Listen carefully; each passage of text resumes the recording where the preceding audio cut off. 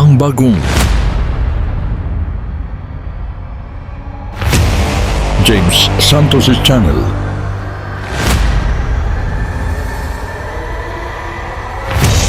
Bagong tema, bagong boses, may komentaryo. Ang pangangaral ni Brother Eli Soriano.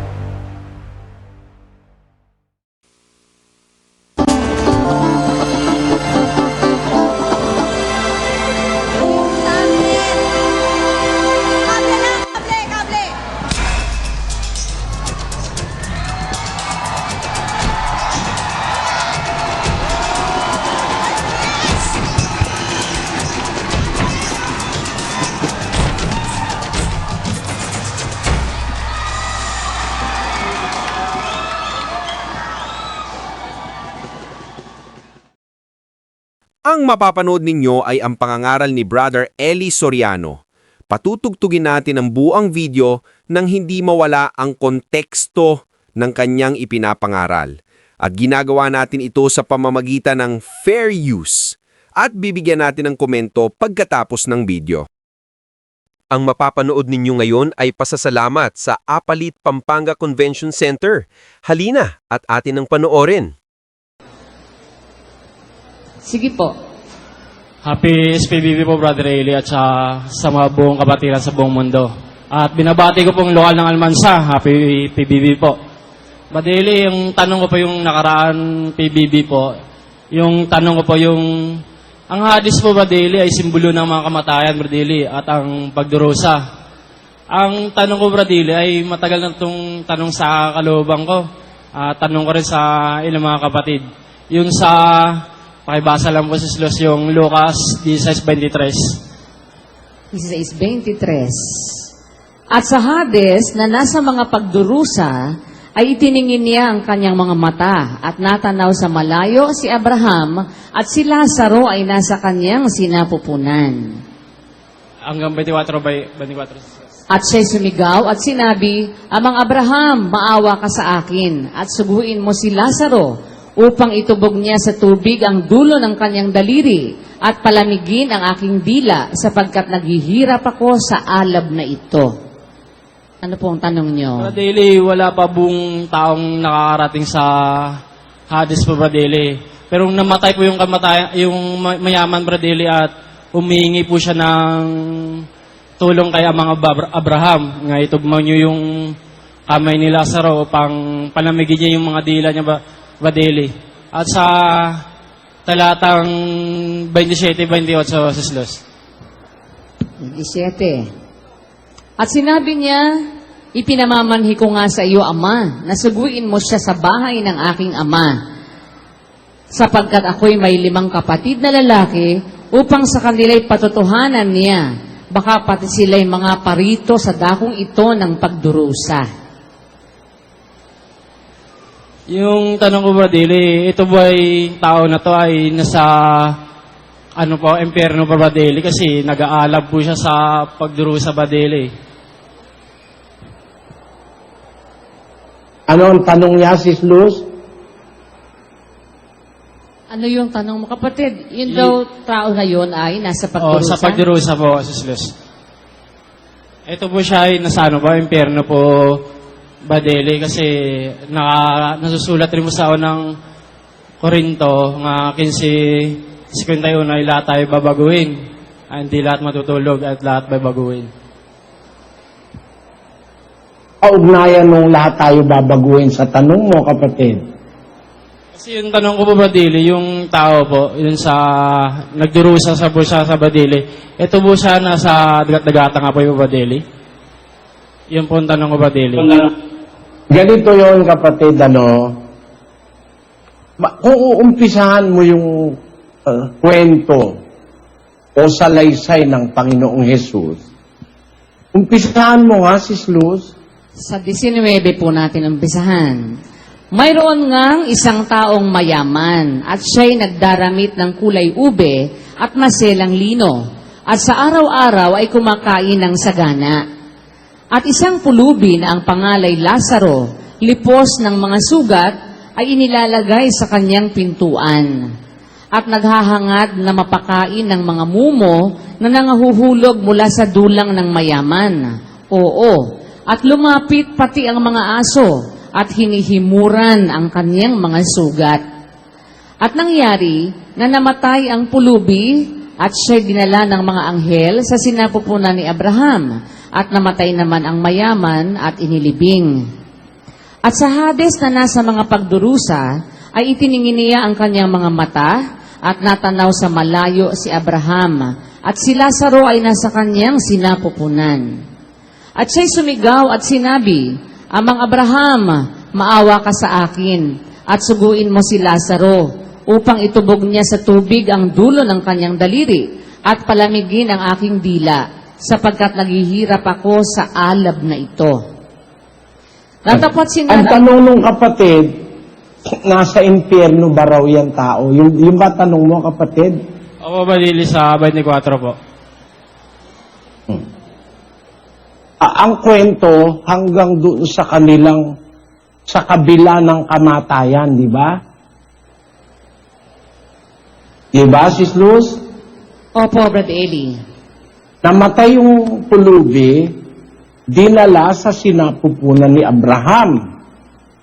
Namatay naman yung mayaman, ay napunta doon sa Hades ng pagdurusa. Diba? Opo. Ngayon, ang problema ng lahat halos ng nagbabasa ng mga talatang yan, nasa impyerno na raw ba yung yung Yung mayaman. Opo. At si Lazaro, nasa langit na ba raw? Ang unang-unang dapat nating konsiderasyon, ang pagpunta sa langit, hindi una-una. No one get ahead of another. Ang pagpunta sa langit, hindi unahan. 15, sa Thessalonica, 4:15. Basahin natin. Sapagkat ito ay sinasabi namin sa inyo sa salita ng Panginoon, na tayong nangabubuhay na nangatitira hanggang sa pagparito ng Panginoon ay hindi tayo mga uuna sa anumang paraan sa nangatutulog. Sapagkat ang Panginoon din ang bababang mula sa langit na may isang sigaw, may tinig ng arkanghel at may pakakak ng Diyos. At ang nangamatay kay Kristo ay unang mga bubuhay na mag-uli. Kung magkagayon, tayong nangabubuhay na nangatitira ay aagawing kasama nila sa mga alapaap upang salubungin ang Panginoon sa hangin at sa ganito isa sa Panginoon tayo magpakailanman. Yan ang sabi ni San Pablo, no? Yung pagmamana ng kaharian ng Diyos, hindi mauuna ang kahit na sino sa iba. Sabi, sinasalita ko ito sa inyo sa salita ng Panginoon, na tayong nangabubuhay hanggang sa pagparito ng Panginoon, hindi tayo mauuna sa anumang paraan sa natutulog. Kung yung buhay hindi mauuna dun sa natutulog, lalo naman yung natutulog, hindi mauuna dun sa buhay. Dahil natutulog yun Dapat pa magising muna yun Kaya, walang una-una. Ang pinatutunayan yan dun sa Hebreo, sa 11:39. Basahin natin. At ang lahat ng mga ito, nang sila'y mapatotohanan na dahil sa kanilang pananampalataya, ay hindi kinamtan ang pangako na ipinaghanda ng Diyos ng lalong mabuting bagay tungkol sa atin upang sila'y huwag maging sakdal ng bukod sa atin. Yun. Yung mga naunang mga sumampalataya, sabi ni San Pablo, nang sila'y mapatutuhanan na dahil sa kanilang pananampalataya, hindi nila kinamtan yung pangako. Hindi dahil sa namatay na sila sa pananampalataya, nagpunta na sila sa langit o doon sa buhay na walang hanggan. Hindi nila agad kinamtan yung pangako. Kundi, ipinaghanda sila ng Diyos ng lalong mabuting bagay tungkol sa atin. yung lalong mabuting bagay na ipinaghanda sila ng Diyos ng lalong mabuting bagay tungkol sa atin, yung lalong mabuting pagkabuhay na mag-uli. No? Kasi, yung mga taong sinasabi niya, meron diyang mga nabuhay ng mag-uli, kagaya ni Lazaro, kagaya ng mga patay na nabuhay dun sa 11:35. Basahin mo yung 11:35, Sis Luz. Tinanggap ng mga babae ang kanilang mga patay sa pamamagitan ng pagkabuhay na mag-uli. At ang iba'y nangamatay sa hampas na hindi tinanggap ang kanilang katubusan upang kamti nila ang lalong mabuting pagkabuhay na mag-uli. Yung mga nabuhay na mga yon na tinanggap ang wika ng mga babae ang kanilang mga patay sa pamamagitan ng pagkabuhay na mag-uli. Gaya ni Lazaro, nabuhay na mag-uli, tinanggap ni Maria at saka ni Marta. Kapatid kasi ni Maria at ni Marta, si Lazaro. Nung mabuhay na mag-uli, tinanggap ni Marta at ni Maria si Lazaro. Yun namang mga nabuhay nung panahon na mamatay si Kristo, na mahati yung tabing ng templo ng dalawa, yung mga katawan ng mga taong banal na namatay bago namatay si Kristo, nung mamatay si Kristo, nabuhay na mag-uli yung mga tao na yon. Pero pagpasok nila sa Jerusalem, yung mga tao na yon ay pinaglalagare, pinagbabato, mga namatay sa hampas. Tinanggap ng mga babae nila yon, ng mga kamag-anak nila, yung mga nabuhay na mag-uli. Pero hindi nila kinamtan ang pangako. Hindi nila agad, hindi sila agad nagpunta sa buhay na walang hanggan. Ang sabi, upang kamti nila ang lalong mabuting pagkabuhay na mag-uli. Kasi yung pagkabuhay nilang mag-uli, na naranasan, namatay sila uli. Parang si Lazaro, nabuhay na mag-uli, namatay uli. Meron pang lalong mabuting pagkabuhay na mag-uli. Kung kailan, pag nabuhay ka, hindi ka na uli mamamatay.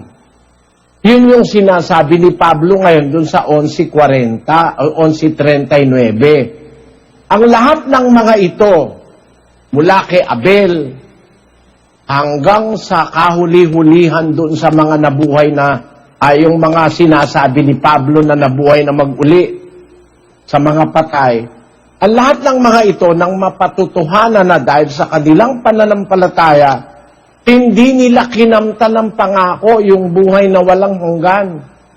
Hindi nila agad na enjoy yun. Bakit? Ipinaghanda sila ng Diyos ng lalong mabuting bagay tungkol sa atin, upang sila'y huwag maging sakdal ng bukod sa atin. Mga kapatid, yung pagkakasakdal, yung pagiging immortal mo na, ay yung pagiging bibihisan ka na ng panibagong katawan, magaganap yon simultaneously, magkakasabay-sabay sa lahat ng maliligtas.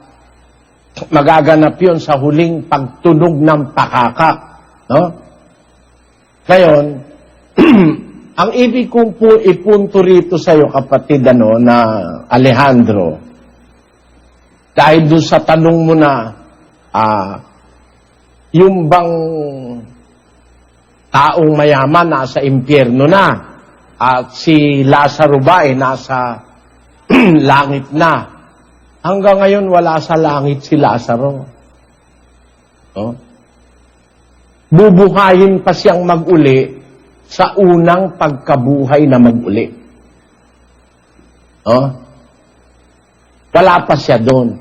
Pero yung istoryang ipinapakita ng Panginoong Kristo, yun yung magiging pinal na istorya .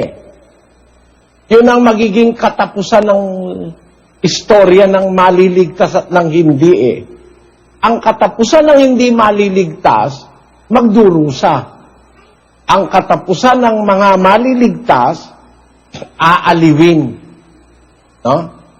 doon sa sinapupunan ni Abraham. Kaya yan, isang istoryang tapos na hanggang doon sa final destino ng sangkatauhan. Kaya lang, kung minsan, pag dinabasa natin, akala natin tapos na yung istorya. No? Yung Apokalipsis, tapos na istorya ron eh. Pero hanggang ngayon, di pa naman nagaganap lahat yun eh. Nakakasunod ka ba sa akin, kapatid na Alejandro? Opo, Brother Eli. Na mga historian on the making of story, kagaya nung nakasulat sa Apokalipsis, na hanggang sa kasalukuyan ay nagaganap pa hanggang ngayon. Hindi pa tapos. Ngayon, sa isang punto, halimbawa, tanggapin nating natapos na yung istorya ng mayaman at saka yung istorya ni Lazaro. Hindi naman impyerno yung sinasabi dyan na pinuntahan ng mayaman Hades eh.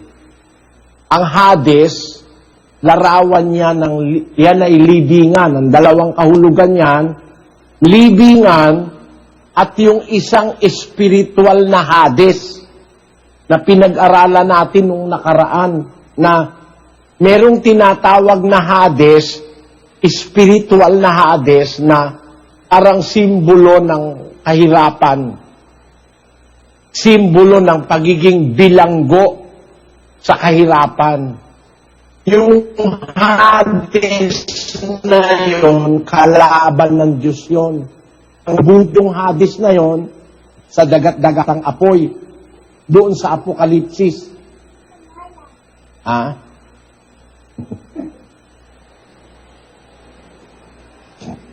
Yung Hades na yon, ibubulid kasama nung kamatayan. Basahin mo nga si Lucio 20:14. At ang kamatayan at ang Hades ay ibinulid sa dagat-dagatang apoy. Ito ang ikalawang kamatayan. Sa makatwid ay ang dagat-dagatang apoy. Kung nakinig ka nung mga nakaraan, merong Hades na person at kamatayan na person. Espiritu yung mga yan. Yung kamatayan na yon, ang pangalan kamatayan, ang pastor nung lahat ng nasa labas ng daan ng karunungan. Kung nakinig ka, no, kapatid, ang lahat ng nasa labas ng daan ng karunungan ay inaakay ng pastor na si kamatayan. Yung kamatayan na yon, yun yung nakasakay sa kabayong maputla na tinatawag na kamatayan. Isang spiritual being yon na umaakay sa mga taong ligaw sa daan ng karunungan. Natatandaan mo, Sis Luz, yung pinag-aralan natin? Opo, Brother Eli, nung nakaraan lang po yun. Ngayon, yung Hades, sumusunod dun sa kamatayan. Yung Hades, spiritual din ang kahulugan nun, na hindi literal na libingan, kundi yung Hades, larawan naman ng lahat ng nasa iglesyang mali. Lahat ng nasa iglesyang mali, labas nung daan ng karunungan, nasa Hades yun ngayon. Lahat ng mali, lahat ng rebelde, lahat ng hindi sa Diyos, inaakay ng kamatayan na pastor na yung Hades na kinaroroonan nila, sumusunod doon sa kamatayan. Basahin mo, Sis Luz. 6:8 po. Ang Hades ay sumusunod sa kanya. Basahin natin. At tumingin ako at narito ang isang kabayong maputla. At ang nakasakay dito ay may pangalang kamatayan. At ang Hades ay sumusunod sa kanya.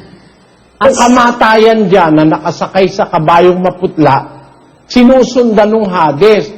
Bakit sinusundan ng Hades yung kamatayan na yon? Na nakasakay sa kabayong maputla. It is a spiritual person, kamatayan. Sinusundan siya ng Hades. Bakit? Kasi pastor yan Spiritual pastor ng mga taong mali Basahin natin yung 49 ng awit. Sila'y nangatakda sa libingan na parang kawan. Kamatayan ay magiging pastor sa kanila. Yung mga taong masasama na itinakda sa libingan o sa Hades, ang pastor nila kamatayan. Yun yung nakasakay sa kabayong maputla. Spiritual being yon. Yung kamatayan na yon, nasa ilalim ni Satanas yun. Para maintindihan mo, kailangan dyan ang parallelism. Si Kristo ang pastor naman ng mga taong sa Diyos. Si Kristo nasa ilalim ng Ama. Ang pastor naman ng mga taong mali, yung kamatayan.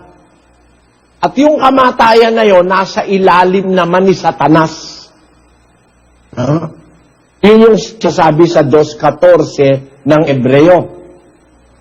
Dahil sa ang mga anak ay mga may bahagi sa laman at dugo, siya na may gayon ding nakabahagi sa mga ito, upang sa pamamagitan ng kamatayan ay kanyang malipol yaong may paghahari sa kamatayan. Sa makatwid ay ang dyablo. Ang dyablo naghahari sa kamatayan. Na nang mamatay si Kristo sa laman, natalo niya ang dyablo na naghahari sa kamatayan. Aling kamatayan ang pinaghaharian ng dyablo? Yung kamatayan na kaaway ng Diyos. Yun yung sinasabi naman ni Pablo na ang kahuli-hulihang kaaway na lilipulin ay ang kamatayan. Yun yung kamatayan na spirit being na pinaghaharian ni Satanas na umaakay doon sa mga nasa Hades na espiritual na yung kamatayan na yan ang nakasakay sa kabayong maputla. Nakasakay ka ba, Brad Danny? Amen po. Opo, kapatid na Eli. Itong kamatayan... Nakasakay ka, ang naintindihan mo? Itong kamatayan po ito, gaya po nung turo nyo na po kamakailan lang, nung 1 linggo lang. Ito po ang kamatayan na ito po ay nakasakay dun sa kabayang maputla. Pastor po ito ng mga taong nasa labas ng pagkaunawa o ng katotohanan. Ito pong kamatayan na ito ay ang naghahari dito yung dyablo. Ito po'y pastor ng demonyo, ibig sabihin. Hindi po ito yung kamatayan physical, ito yung kamatayang kahuli-hulihang ibubuli doon sa dagat-dagatang apoy pagdating ng araw ng pagpaparusa na po sa lahat sa katapusan ng panahon. Mauuna sa kanya yung diablong mismong kanyang pinakahari. Sabi po kasi ni San Pablo, ang kahuli-huli ang kaaway na lilipulin, itong kamatayan. Itong kamatayan ito ay isang espiritu na may person. Yun po, kapatid na Eli. Ang kamatayan na yan na sinasabi ng Biblia, sinusundan niya ng Hades. Opo. At ang Hades na sumusunod sa kanya, isang spirit being din na kumukupkop sa lahat ng nasa labas ng daan ng karunungan. Kaya nga, kung yung kamatayan ng pastor, sumusunod naman sa kanya yung Hades. Kaya pag ibinulid siya sa dagat-dagatang apoy, yung kamatayan, kasamang ibubulid yung Hades. Balik sa 20:14. At ang kamatayan at ang Hades ay ibinulid sa dagat-dagatang apoy. Ito ang ikalawang Ibig kamatayan. sabihin, yung kamatayan na yan at ang Hades na yan, paparusahan din sa dagat-dagatang apoy. So yan, person yan. Hindi yan basta symbolism. Person yan. Ang tawag, ang pangalan, yung isa, yung pastor, yung kamatayan. Pastor yon. Yung Hades, yun yung kumukupkop, yung spirit na kumukupkop sa lahat ng nasa mali. Yun ang nag-iipon sa kanila. Kaya inilarawan yan sa libingan. Kasi ang Hades sa Grego, libingan. sa Hebrew, Sheol. Yung Sheol, yun din yung Hades. Literal na libingan yon. Pero may libingang espiritual. Yung Hades na libingang espiritual, isang ano yon, isang spirit being yon na siyang nagho-hold o kumukulong sa lahat ng mga taong spiritually na patay. Yung mga gumagala sa labas ng daan ng karunungan ay nagpapahingalay sa kapisanan ng mga patay. Puro patay yun. Mga nabubuyo sa kalaywan, mga patay lahat yun. Bagaman buhay sila sa laman, patay na sila spiritually. Nakakulong sila ngayon dun sa Hades. Dun sa spirit being na tinatawag na Hades. Kaaway ng Diyos yung espiritu na yan. At yung kamatayan na yon, na pastor na nagpapastor dun sa mga masasama, kaaway ng Diyos yun. Sila ang huling-huling lilipulin. Sinasabi sa 15 ng unang Korinto, 15:26. Ang kahuli-hulihang kaaway na lilipulin ay ang kamatayan. Hindi yan yung kamatayan sa laman. Yan ay spiritual na kamatayan, spirit being yan. Lilipulin na kahuli-hulihan kasi siya ang kahuli-hulihang ibubulid sa dagatang apoy kasama yung Hades na sumusunod sa kanya. Ang katunayang kaawayan ng Diyos, ibubulid nga sa dagat-dagatang apoy, paparusahan Hindi yan simbolo. Yan ay person, yung Hades at saka yung kamatayan na yan. Ang punto ko, kapatid, para maintindihan mo, yung mayaman na hindi naging dapat sa Diyos, nasa Hades. Nasa ilalim siya ng pagkakulong dun sa Hades, sa kapangyarihan ng Hades na spirit being. Kaya nandun siya sa pagdurusa. Hindi pa yun ang impyerno. Nandun siya sa pagdurusa kasi nasa ilalim siya nung spirit being na Hades ang tawag. Samantalang si Lazaro naman ay nasa sinapupunan naman ni Abraham.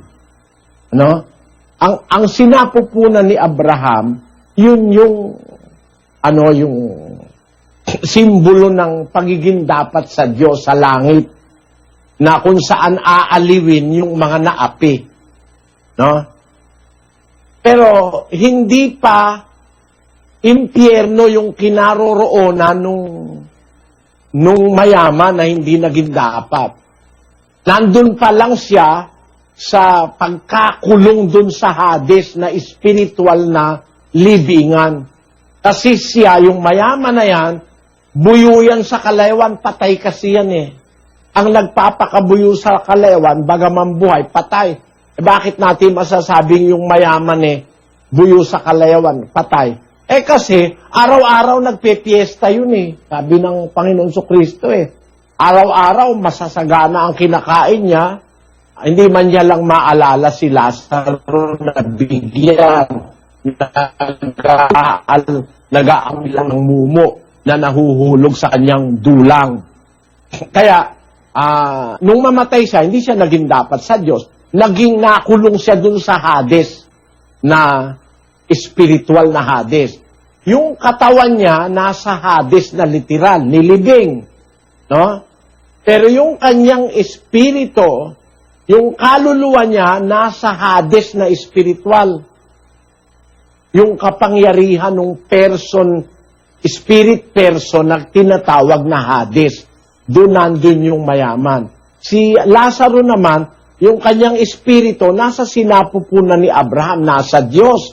Kasi, yung espiritu ng mga magiging dapat, nasa langit yun Bumabalik sa Diyos yung espiritu nila Basahin mo yung 12:23 ng Hebreo, Sis Luz.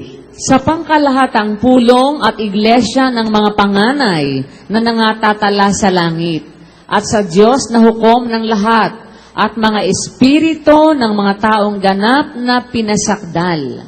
Yung mga taong ganap na pinasakdal, yung mga espiritu nila, yung kaluluwa nila, nasa langit nandun sa ilalim ng altar. ng dambana sa langit. Di ba andun sila? Andun si Lazaro. No? Yung lahat ng mga pinasakdal nandun eh. Andun yung espiritu ni Elias, nandun yung espiritu at kaluluwa ni San Pablo, andun yung mga apostol.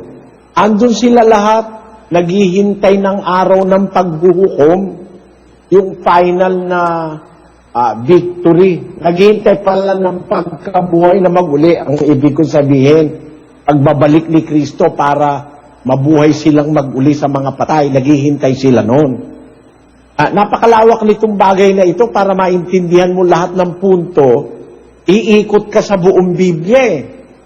Ngayon, ang problema nung kapatid, kung yung daw bang mayaman, nasa impyerno na, wala pa. Nasa Hades pa lang siya. Yung Hades na kumukupkup sa lahat ng hindi, kumukupkup ba pwedeng itawag doon? Na kumukulong sa lahat ng hindi maliligtas, nandun sa Hades na yun. Na dahil inaakay sila nung pastor na kamatayan, ang destino nila yung libingan. 49 uli, Sis Luz. Sila'y nangatakda sa libingan na parang kawan, kamatayan. Kung itatranslate mo yan sa Greek, sila'y natakda sa Hades na parang kawan. Kamatayan ang magiging pastor nila. Kaya talagang destino sila sa Hades, sa libingang espiritual. Hindi naman patay ang mga tao na yan eh. Physically, hindi patayan, buhayan eh.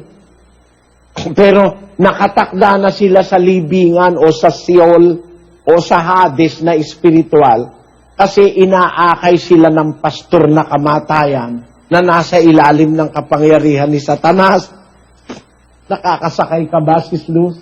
Opo, Brad Eli, awa ng Diyos, naintindihan po namin na yun nga nasa Lucas na pinagkakamalian ng marami, akala nila yung mayaman nasa impyerno na at si Lazaro nasa langit na. Hindi po pala ganon.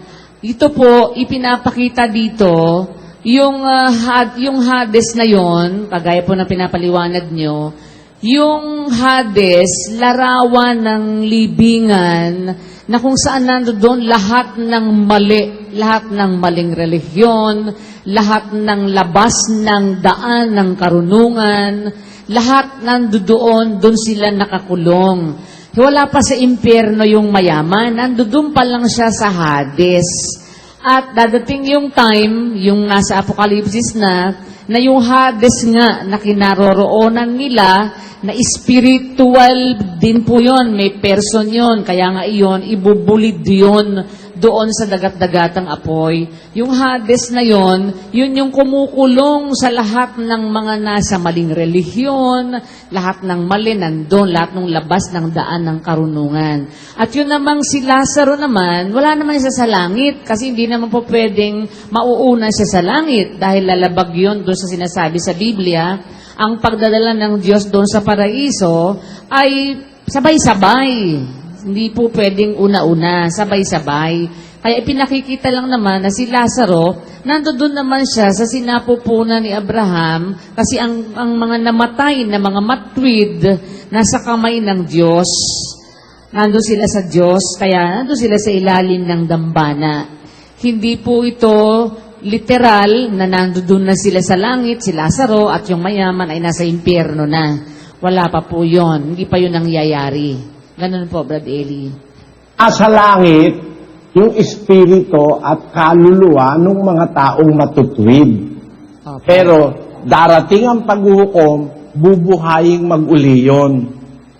Diba? Opo. Ay darating ang paghuhukom, darating ang pagbalik ni Kristo, bubuhaying mag-uli yun. At yun nga yung maghahari ng 1,000 taon eh. Opo, kasama sila. Naiko-connect mo ba, Sis Luz? Opo, Brad Eli, kasama sila doon. Pagdating ni Kristo, yung sa pag-uumpisa ng 1,000 taon, lahat ng mga namatay kay Kristo, kasama po silang lahat doon, pati si Lazaro kasama doon. Pati si Abraham kasama doon, yung mga heroes of faith kasama doon. Lahat na yon bubuhaying mag-uli doon sa pagsisimula bago mag-umpisa ang 1,000 taon. Lahat sila bubuhayin mag-uli tapos maghaharing kasama ni Kristo sa loob ng 1,000 taon. Kasama po tayo doon kung loloobin ng Panginoon na tayo naman ay buhay, hindi naman tayo mamamatay na. Tayo ay aagawin na lamang nakasama nila sa alapaa para salubungin ng Panginoon sa hangin. Kung halimbawa, bukas mangyayari yon o sa susunod na araw, buhay pa naman po tayo, hindi pa tayo namamatay, aagawin na lang tayong kasama nila. Pero sila, mga patay sila, pati yung mga kapatid natin na mga namatay, namatay na, kasama silang bubuhayin, kasabay nila Lazaro, nila Abraham, lahat yon bubuhayin naman sila para makapaghari silang kasama ni Kristo, kasama ng mga banal na buhay na maghari sa loob ng 1,000 taon. Ganun po, Brad Eli. Ayon. Pero yung kagaya ng mayaman naman na yun, na sinasabi mo, kung namatay na yun, hindi pa siya bubuhayin uli. Doon pa siya sa susunod, sa ikalawang pagkabuhay na mag-uli. Doon pa yun mabubuhay yung mayaman naman na yun na pinutukoy doon. Ang 1,000 taon. Pagkaraan pa ng 1,000 taon siya bubuhayin. Ganon. Mananatili lang siya na nasa Hades. Hindi pa sa impyerno siya ngayon, wala pa siya sa impyerno. Ano lang siya, nananatili lang siyang nasa Hades at mag-iintay pa ng 1,000 taon. Pagkatapos ng 1,000 taon, saka palang bubuhayin yung mayaman na yon. At doon ngayon, yung final judgment, doon na. Pagka nakita na talagang Ang tanong ng kapatid, bakit siya nagdudusa doon sa Hades? Kasi yung Hades nga, kumbaga yan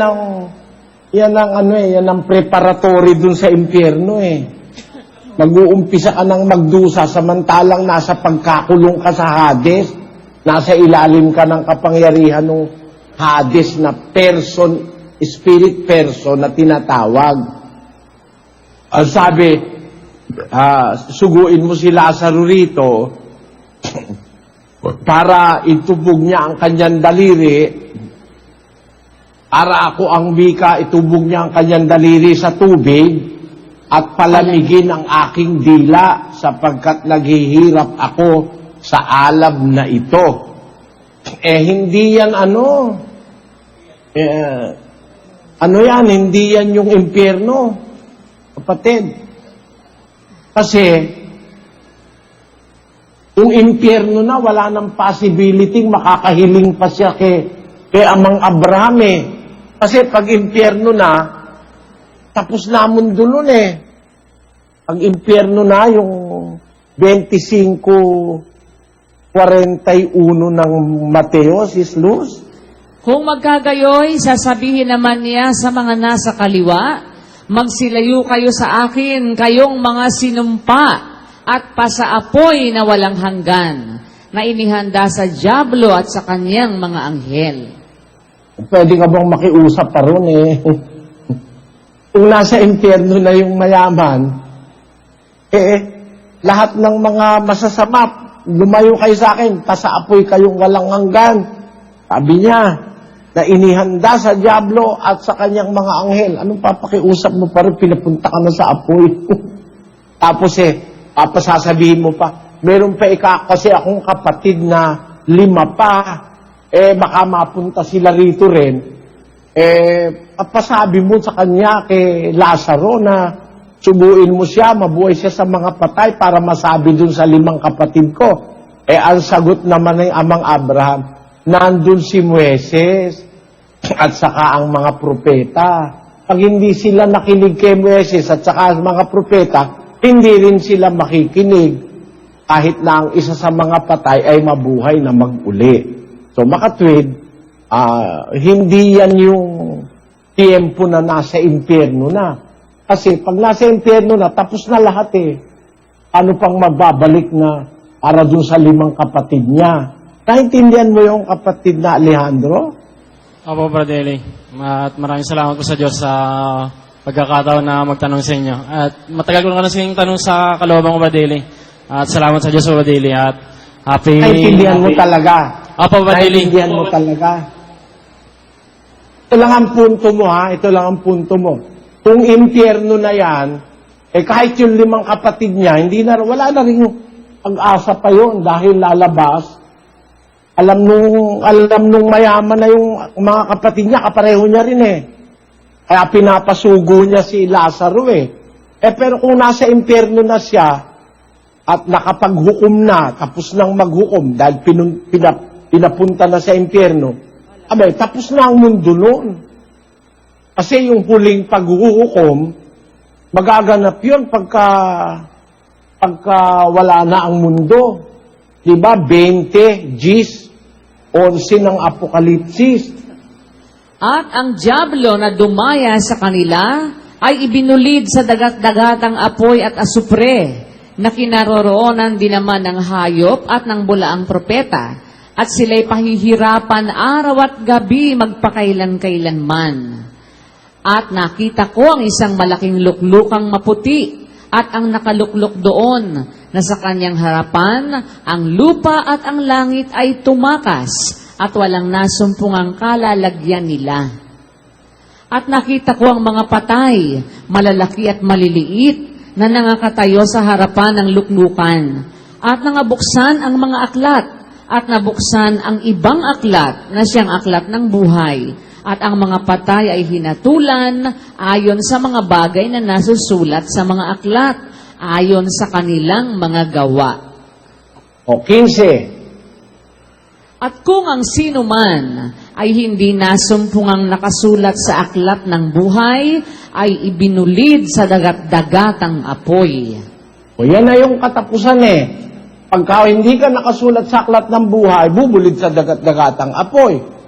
Kung yung sinutukoy dun sa mayaman nasa impyerno na, katapusan wala nang lupa Paano pang pababalikin? Magaganap yung huling paghukom, pagka wala na ang lupa, tumakas na ang langit at lupa. Paano mong papabalikin? Asan pa yung kapatid niyan 5? Tapos na ang langit at lupa. Paano pang babalik si Lazaro? Kung yung tiempo na yon nasa impyerno na siya. Naintindihan mo, kapatid na Alejandro? Intindihan ko po, Brother Eli. Anak? Sige, Sis Luz? Okay na po. Sige, yung last. Sis Luz, Apo. ikaw, Sis Luz, naintindihan mo? Opo, awa ng Diyos, naintindihan po namin na hindi po pwede na iyon ay sa impyerno na yung senaryo na yun. Kasi hindi uubra na doon magre-request ka pa, sa impyerno na pala yun. Tapos na lahat nun, wala na. Pati lupa, langit, wala na. Kaya hindi na po pwede yung sinasabi pa doon na pababain mo si Lazaro, pabalakin mo doon sa mga kapatid ko, para magsisi sila. Hindi po yun po pwedeng doon dahil tapos na ang lahat pagka hinulog na sa impyerno, yun na po ang final end na talaga yun, end na. Kasi doon na nga nangyari yung pinaghiwalay na yung kambing at saka yung tupa, ibinulid na sa dagat-dagatang apoy, yung dyablo, lahat tapos na ho, wala na talaga. So, hindi yun pwedeng i-apply na doon yung pangyayari na yun, kapatid. Nakuha niyo po? Naintindihan niyo po? Maliwanag na po, Brad? Opo, Sis Luz. Salamat sa Diyos.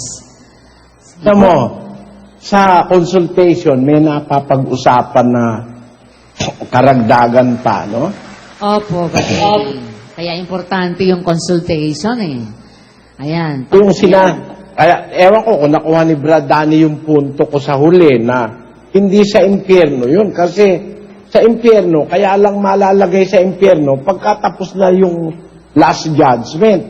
Yung last judgment, magaganap yun pagka wala na langit at saka ang lupa para mahayag yung luklukang maputi, aalisin ng Diyos ang langit at lupa para mahayag yung luklukan niyang maputi. Paano mo papababalikin yung si Lazaro? Para yung 5 kapatid nung mayaman na mapangaralan pa. Hindi na mangyayari yun. Nakuha mo, Brad Danny, yun? Awa po ng Panginoon Diyos, opo.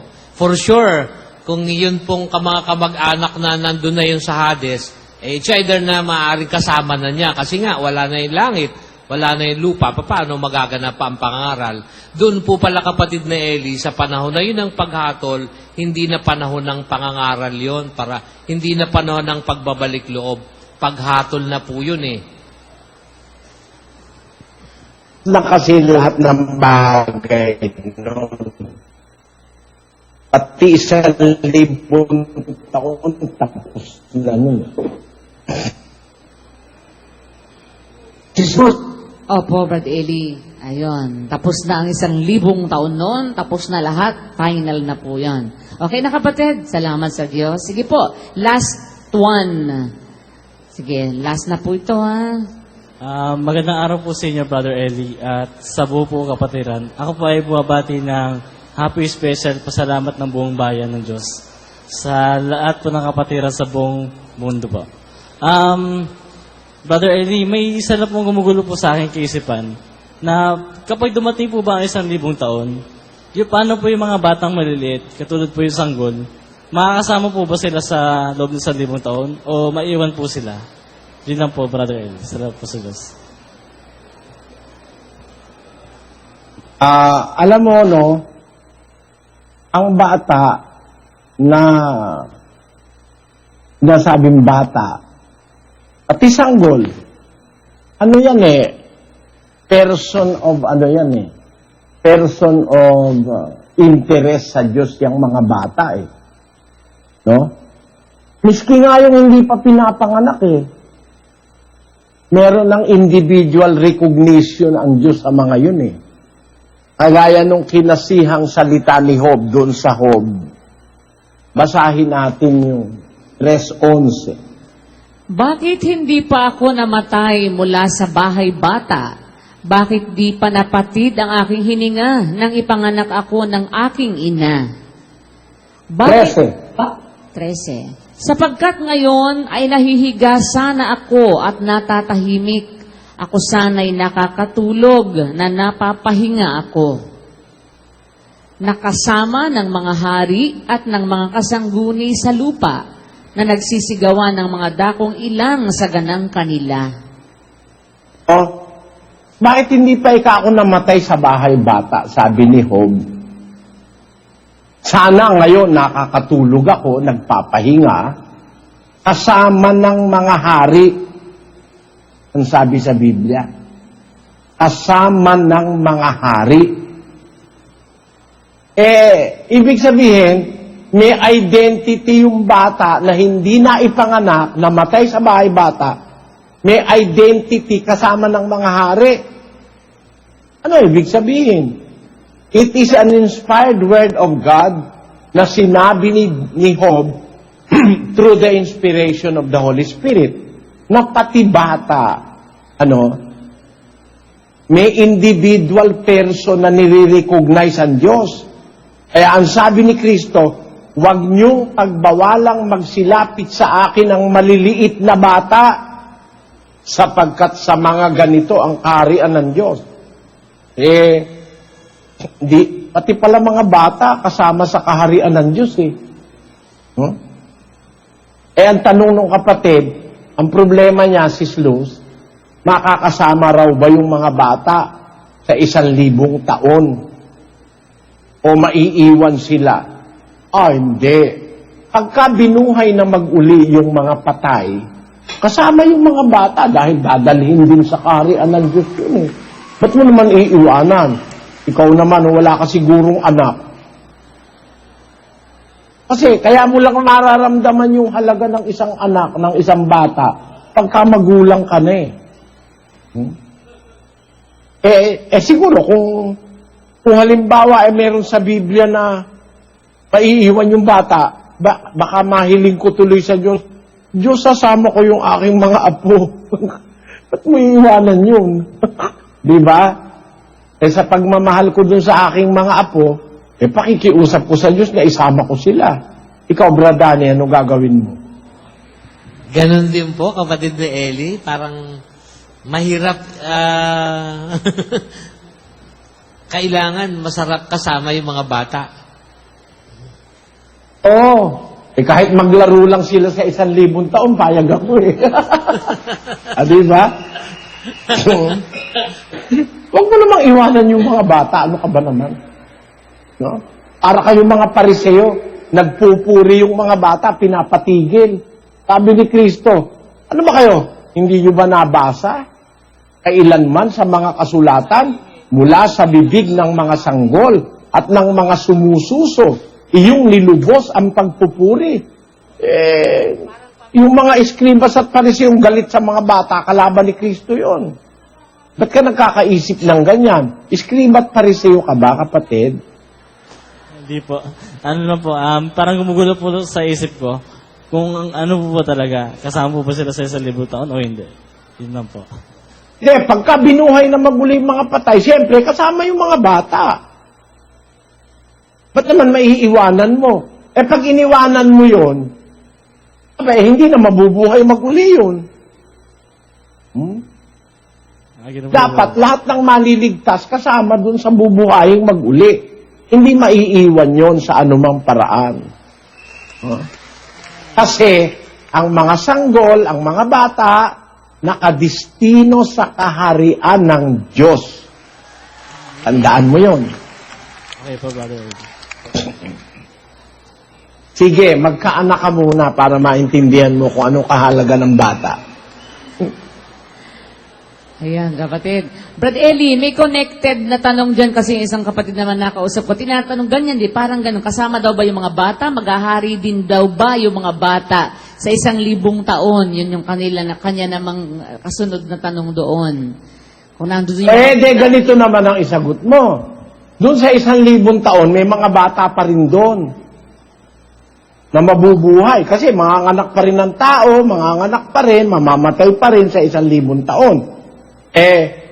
Tanong ko sa'yo, kailangan ba yung mga bata naman, ang mga batang lingkod ng Diyos ang mga magulang? Hindi kailangan din para may leader din yung mga bata ron.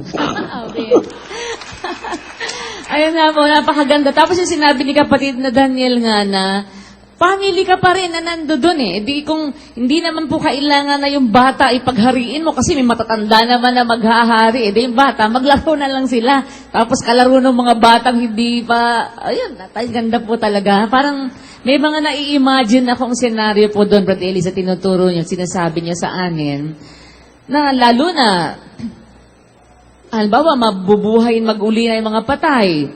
Tapos may mga dadat ng mga buhay dito. Siyempre, yung mga bata na yun, kasi may tanong din na, ano yan, yung mga batang aabutan ni Kristo pag pumunta siya dito, ano yan, mamagicin ba? Palalakihin ka agad sila? Kasi bata sila ngayon.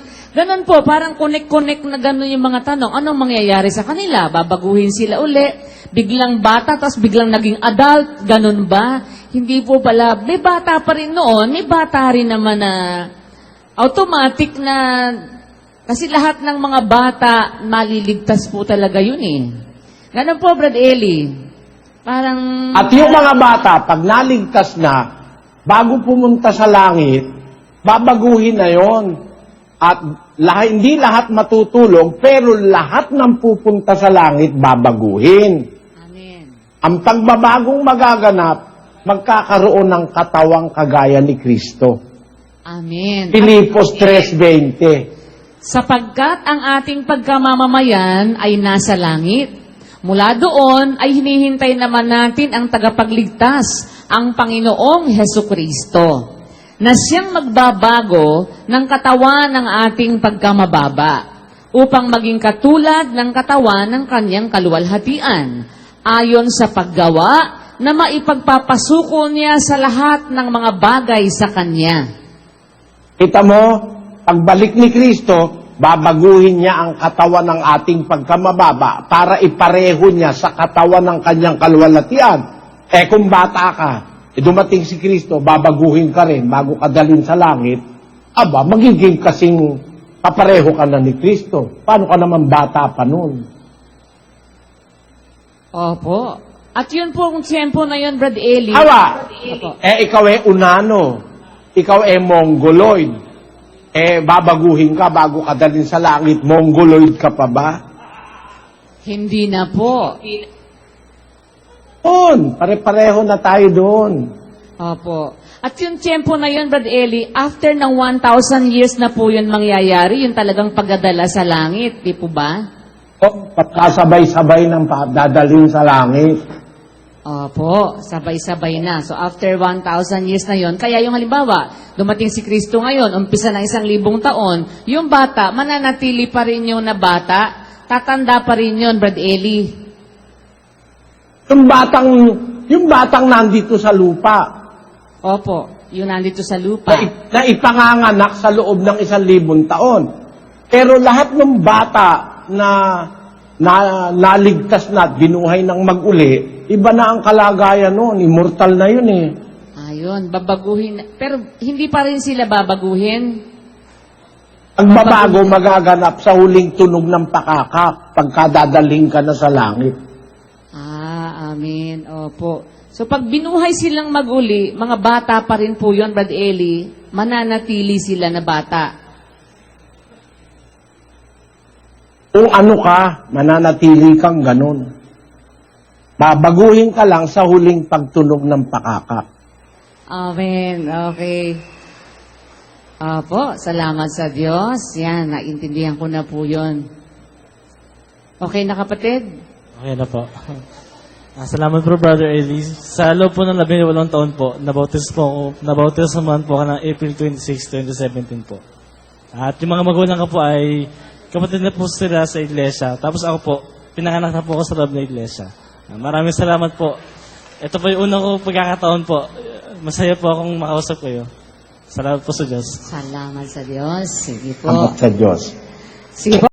Bibigyan natin ng komento ang napanood nating video. Ito ay malayang komento lamang at hindi upang magmarunong. Magkomento rin kayo para magpalitan tayo ng mga kaalaman sa napanood nating video. Ang bibigyan natin ng komento ay ang tungkol sa mayaman na dinala sa Hades at nag-aalab sa init ang mayaman. At ang tanong kung impyerno na ba ang kinalalagyan ng mayaman?